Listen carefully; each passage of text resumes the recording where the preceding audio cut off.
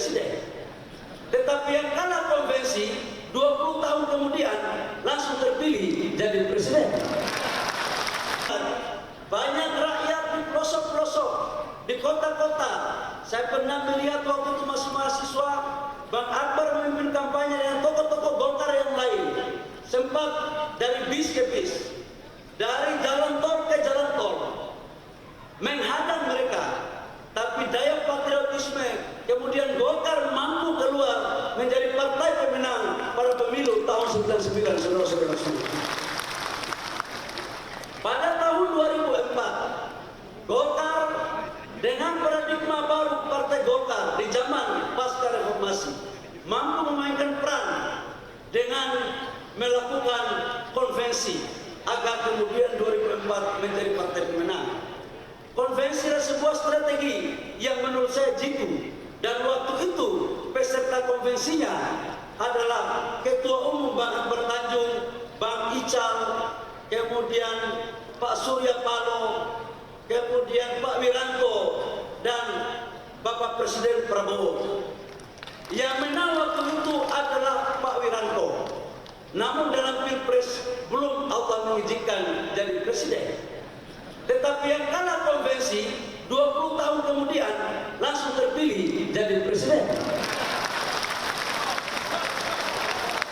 Jadi memang di Golkar ini, ya ketua umum itu belum tentu jadi presiden. Belum tentu. Karena Golkar ini inklusif. Dan itu telah dicontohkan oleh Bang Akbar.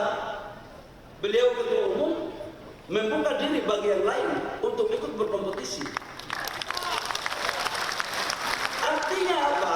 Yang saya mau sampaikan bahwa Golkar sebagai partai yang betul-betul adaptif, yang mau mengikuti perkembangan tentang sistem politik yang ada.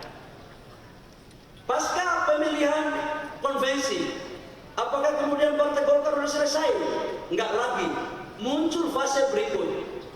Pasca konvensi, Partai Golkar melahirkan kader-kadernya yang luar biasa, kemudian mendirikan partai lain. Jadi Golkar selalu silih berganti, naik turun. Diawali dengan Hanura yang didirikan oleh Pak Wiranto. Waktu itu orang berpikir Golkar akan semakin suaranya turun. Tapi alhamdulillah, sekalipun ada yang pergi, ada juga yang datang. Setelah Pak Wiranto pergi mendirikan Partai Hanura, ada satu lagi kader terbaik Partai Golkar, mendirikan Partai Gerindra.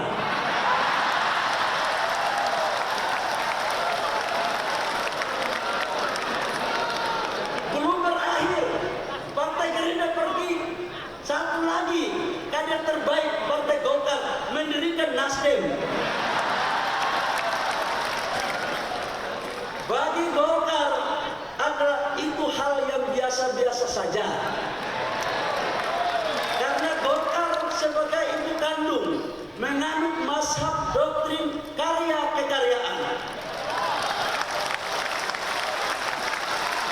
Golkar menghargai perbedaan pilihan kader-kader Partai Golkar, karena sesungguhnya Golkar adalah gudang daripada kader-kader yang berkualitas.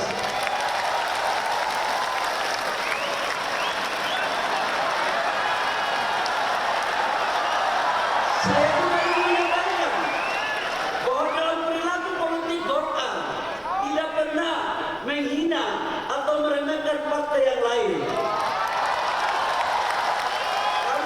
Berjiwa besar untuk menghargai kebesaran partai lain. Dan oleh karena itu dalam perspektif hubungan kami dengan partai-partai yang lain, khususnya alumni-alumni Partai Golkar, kami seperti satu rumah, cuma beda kamar saja.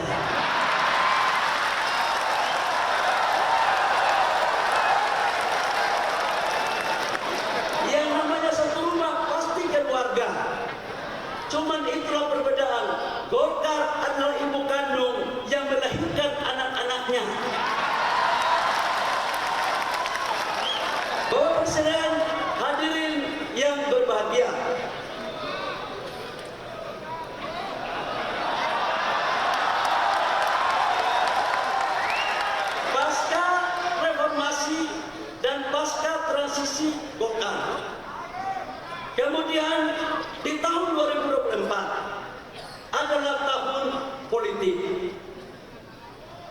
sadari bahwa dalam tahun 2024 adalah tahun politik di mana mampu kita melewati proses pileg, pilpres, dan pilkada. Khusus untuk pileg, alhamdulillah Partai Golkar selalu ada pada garda terdepan untuk memperkuat fondasi-fondasi dukungan dengan melakukan konsolidasi internal dan eksternal. Khusus untuk konsolidasi internal, melakukan konsolidasi struktural dari tingkat DPP, DPD 1, DPD 2, kecamatan, desa, sampai dengan tingkat RT.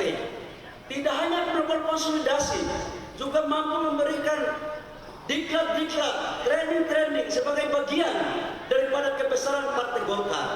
Dan alhamdulillah, hasil daripada pileg, Golkar mampu meraih suara sebesar 102 kursi di DPR RI. Kami nomor 2, Bapak Presiden. Kami nomor 2, ya di bawah dikit PDIP, di atas dikit Gerindra. Kami di tengah-tengah saja. Dan ini mencerminkan. Tetapi untuk DPR Kabupaten Kota, izinkan kami Bapak Presiden dan seluruh ketua-ketua umum partai lain bahwa Golkar menang di 15 provinsi dan sekaligus menjadi ketua DPR provinsi dan menang di 300 lebih kabupaten kota dengan total jumlah anggota DPR Kabupaten Kota sebesar 290 dan yang terbanyak dibandingkan